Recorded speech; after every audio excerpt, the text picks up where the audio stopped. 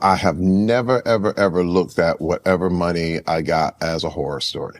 Mm-hmm. If I did it, I loved it. Right. See, but this is the problem. There's a saying I have to say, you can't nod yes and mean no. How's everybody doing? My name is Anthony Brian Logan, and today we got to talk about Terry Crews destroying Hollywood actors who agree to the terms of a contract for a movie role, television role, whatever it is, and then they come back many years later and say they were taken advantage of and they're not getting paid what they deserve and all kind of stuff. What he said right there in the clip before I started talking is what I believe. And I don't think anyone who's being realistic would disagree. If you took the deal, you took the deal. You can't accept it, sign a dotted line, get paid, then come back and say, I was taken advantage of. I mean, you can do that. You can say whatever you want to say. We live in a free country. You got freedom of speech, but I don't think it's right. Now, this is really about people like Terrence Howard, Taraji P, Henson, people who have publicly stated that they are underpaid and it's unfair and there could be some racism involved. We'll get to Taraji P. Henson specifically a little bit later. But what Terry Crews said right there is right on point, and I'm going to add my own anecdotal story into it a little bit later. But first things first, let's get into what Terry Crews said specifically. This is from Shay Shay. Shout out to him. Please, fair use, boss. Don't give me no copyright claim. But I'll link to the full 2.5 some hour odd interview in the box. If you're on IG, visit a link in the bio, go to the corresponding article on the website. But without further ado, let's go ahead and roll it. I don't know if you have any horror stories, but Terrence Howard said that he was only paid like $12,000 for doing Hustle and Flow. You have any horror stories in which you felt that you didn't get the proper compensation that you deserve? First of all, now before he begins, I gotta just do fair use here because this is again Shay Shay. Links in the box. I understand what Terrence is saying, but I have never, ever, ever looked at whatever money I got as a horror story. Mm-hmm. If I did it, I loved it. Now, I'm not quite sure if in this short clip he goes into doing things that you love and that brings success, but we're going to touch on that in a minute because that's a very, very key point. This overall was a really good interview with quite a few gems in it. Right. See, but this is the problem. There's a saying I have to say, you can't nod yes and mean no. If I nod yes, I looked at the terms and say, okay, you're going to pay me $4,000 for 2 days. Okay. If I said, okay, I can't come back later and be like, I only got $4,000 for that. Exactly. You saw the terms. They laid it right in front of you. Okay, $4,000, $2,000, $0, or you got to pay. Whatever it is, if you agree to it, then you agree to it. You could say it's low ball, it's not enough. Okay, that's fine. You don't have to take it. And nobody putting the gun to your head and say, take that deal or else. You are in control of your own destiny. You are in control of what you do and what you don't do when it comes to this business.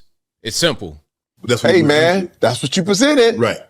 So there it is. To me, I'm not going back on that. Right. And this keeps my heart always full of gratitude because once I start to complain about any of that, it starts to mess with my legacy. I didn't get nothing for Training Day. How about that?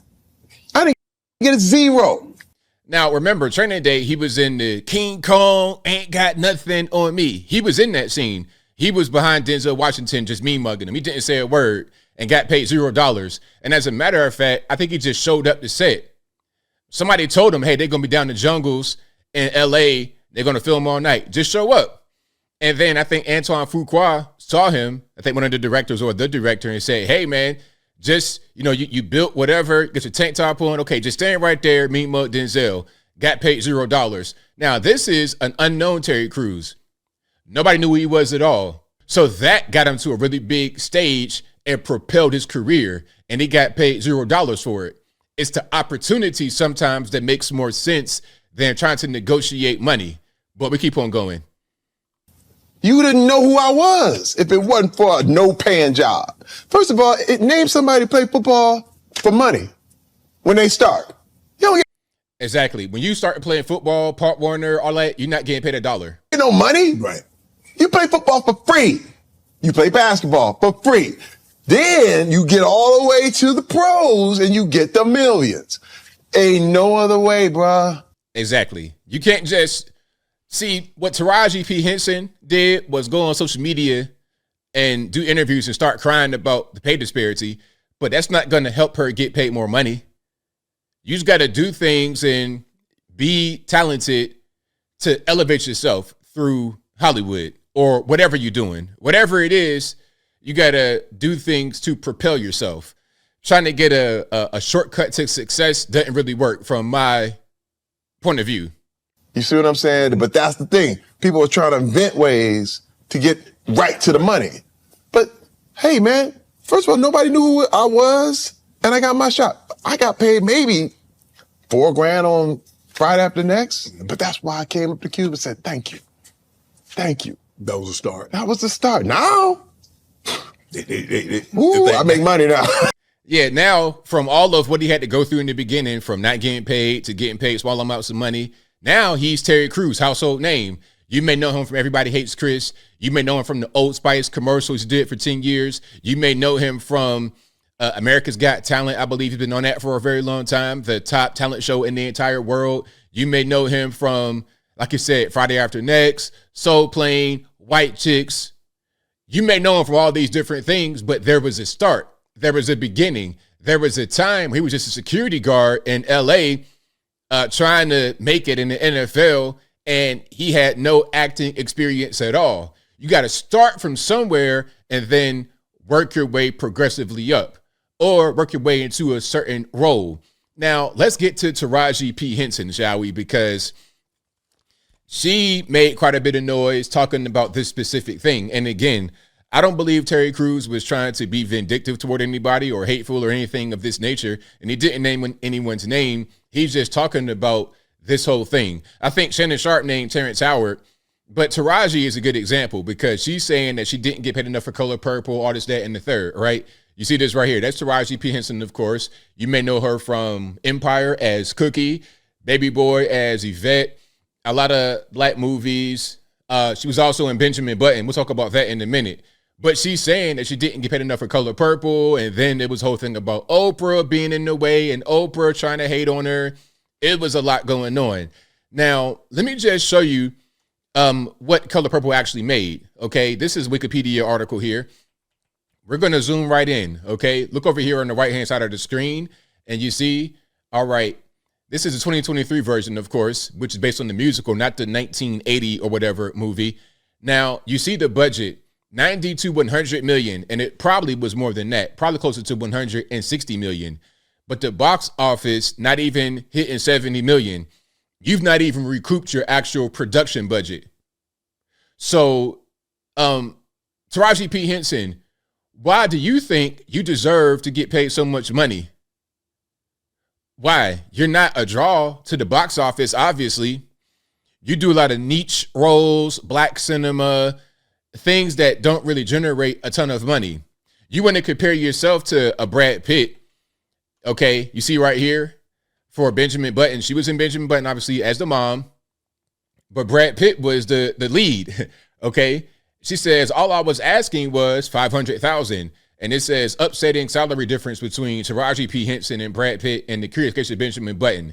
Now, she got paid $150,000 and Brad Pitt got paid $10 million. All right. Now people are saying that's a crazy pay disparity. Pay her. She's a great actress. But let's be honest here. Who's the draw to Benjamin Button and who's not? And it doesn't matter. You could be black, white, whatever, female. I don't care. If you replace Brad Pitt with Will Smith, with Lawrence Fishburne, with who else is a really well-known black male, Samuel L. Jackson, who's going to be the person who gets the bigger piece of the pie? How about if it was Oprah versus Taraji? Who gets paid more? Who is worth more right now between Oprah and Taraji? Oprah is a billionaire, right? But Taraji is not. So what's the reason for that? What's the reason for that? Oprah didn't marry some rich, powerful man. Stedman is the guy that is like the house husband. She's a breadwinner. So who is responsible for that? Rihanna gets paid more than Ciara. Who's responsible for that? At a certain point, look, I'm going to just close it on out with an anecdotal story. Now, what I do, social media, I've been offered a lot of different things. Okay, come to this show, come to this podcast, do this, do that. Speaking engagement, a lot of time it's like no money, or it might be some money or whatever. It's up to me to determine if it makes sense to do it or not. I'm going to tell you just one story. I'm not going to mention the specific company because I don't want to, I don't want it to get weird. But I was asked to go on a show, and it was cross country. All they were saying is, we're inviting you to come. You can come and speak and do what you want to do.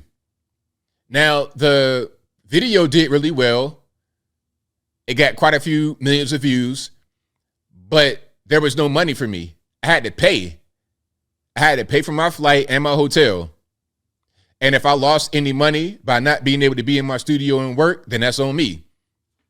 But it made sense for me to pay to go out there and do that rather than squabbling over getting some compensation at that point in my life. Now, it might be a little bit different, but still, there's sometimes where I'm not just going to chase money. And I want to add this one little piece here because he spoke about doing things because you love it, because you have a passion for it, and not just for the money.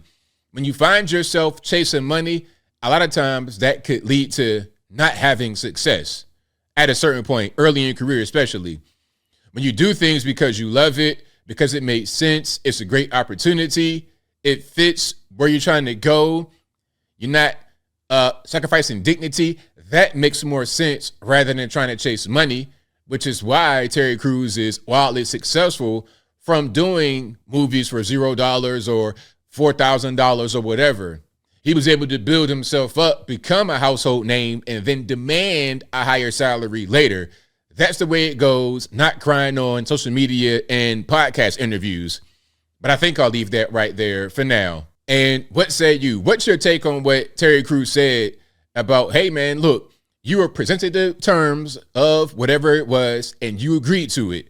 Don't come back later and say that you didn't really want to do it.